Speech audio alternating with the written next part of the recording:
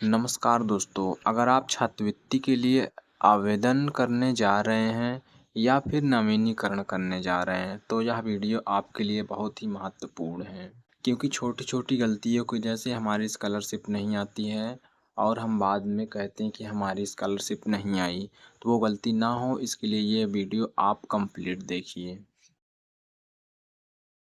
इस वीडियो हम आपको सरल भाषा में बताएँ हैं कि कौन-कौन से वो गलती नहीं करना है जिससे हमारी स्कॉलरशिप नहीं आती है। दोस्तों, यूपी स्कॉलरशिप अपनी वेबसाइट पर यह निर्देश जारी की है जिसे जानना आपको बहुत ही ज़रूरी है। तो चलिए दोस्तों, जानते हैं वो कौन-कौन से निर्देश हैं। तो दोस्तों, सबसे पहले हमें अपने सारे डॉक्यूमेंट्स को कलेक्ट कर लेना है कि क्या-क्या लगेगा। उसमें दोस्तों आपका शैक्षिक योग्यता के अंक पत्र, आय, जाति, निवास, फीस रसीद, आधार कार्ड, विद्यालय या बोर्ड के पंजीकर्मांक। दोस्तों, दूसरी जो महत्वपूर्ण जानकारी है उसमें आपको करना क्या है कि आपका नवीनीकरण हो या नवीन छात्र हो, आपके मोबाइल पर अंकित ओटीपी के माध्यम से सत्यापन होगा तथा छात्र द्वारा उपयोग किया गया मोबाइल नंबर एक ही आवेदन में मान्य होगा। दोस्तों, यहाँ पर इंस्ट्रक्शन ये दिया जा रहा है कि एक आवेदन के लिए एक ही मोबाइल नंबर हो। उस मोबाइल नंबर को आप दूसरे आवेदन पर ना लगाएं। दोस्तों, कई बार एक ही परिवार के 2 स्टूडेंट स्कॉलरशिप भरते हैं, तो हो सके तो आप दोनों में ही अलग-अलग नंबर लगाएं। दोस्तों, तीसरी महत्वपूर्ण बात यह है कि आपका अकाउंट आधार सीडेड होना चाहिए, क्योंकि दोस्तों स्कॉलरशिप का पैसा आधार सीडेड अकाउंट में ही आता है।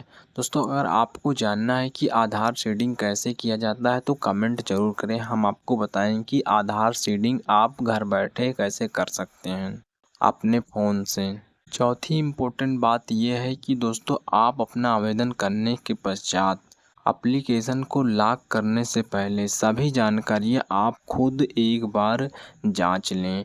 उसमें जो भी गलत हो उसे आप सही कर लें। और दोस्तों, जो आप फीस डालें वो आप कॉलेज से पता करके या तो आप जो फीस रसीद में अंकित है उसे ही डालें, गलत फीस ना डालें। दोस्तों, पांचवी महत्वपूर्ण बात यह है कि आपको स्कॉलरशिप भरते समय आप अपना पासवर्ड ज़रूर याद रखें। दोस्तों, अगर आप साइबर कैफ़े से भी भरवाते हैं तो आप उनसे अपना पासवर्ड पूछ लीजिए और अपने डॉक्यूमेंट्स पर लिख कर रख लीजिए, क्योंकि दोस्तों आगे आपका स्टेटस चेक करने के लिए वही पासवर्ड काम देगा। आप जब भी स्टेटस चेक करना चाहेंगे तो पासवर्ड डालकर आप स्टेटस चेक कर पाएंगे। 6 नंबर पर दोस्तों, आपका पाठ्यक्रम की अनिवार्य वार्षिक शुल्क के कॉलम में शिक्षण संस्थान से जानकारी लेकर सही फीस ही डालें। गलत फीस डालने पर आपको प्रॉब्लम हो सकती है। दोस्तों, अगर आप स्कॉलरशिप पिछली बार भरे थे और आपका स्कॉलरशिप नहीं आया तो भी दोस्तों आपको वही फॉर्म को नवीनीकरण करवाना है। दोस्तों, आपको ध्यान देना है, नया फॉर्म नहीं भरना है। आपको उसी फॉर्म को फिर से भरवाना है, चाहे आपका स्कॉलरशिप आया हो, चाहे आपका स्कॉलरशिप ना आया हो, नया आप मत भरिए।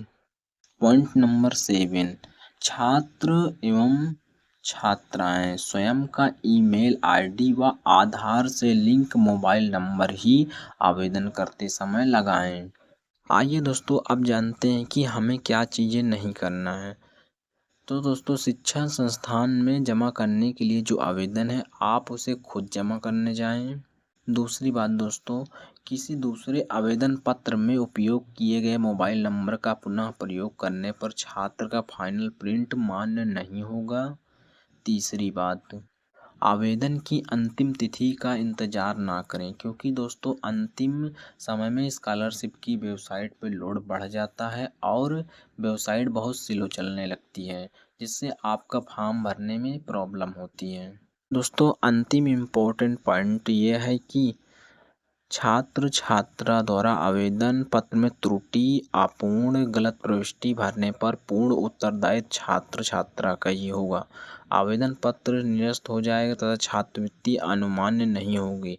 यदि छात्र छात्रा द्वारा आवेदन करते समय किसी छात्र छात्रा का Aadhaar number, high school roll number, bank खाता, आय एवं जाति प्रमाण पत्र तथा कोई अन्य अभिलेख प्रयोग किया हुआ पाया जाता है तो छात्र एक संस्था के विरुद्ध नियमानुसार दंडात्मक कार्यवाही करते हुए आवेदन निरस्त कर देगा।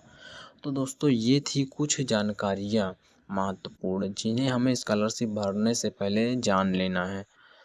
दोस्तों आपको ये पीडीएफ हम डिस्क्रिप्शन में प्रोवाइड कर देंगे, वहाँ से और भी जो डिटेल्ड है आप पढ़ सकते हैं।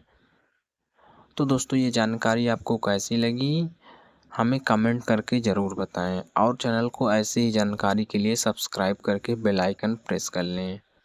जय हिंद, जय भारत दोस्तों।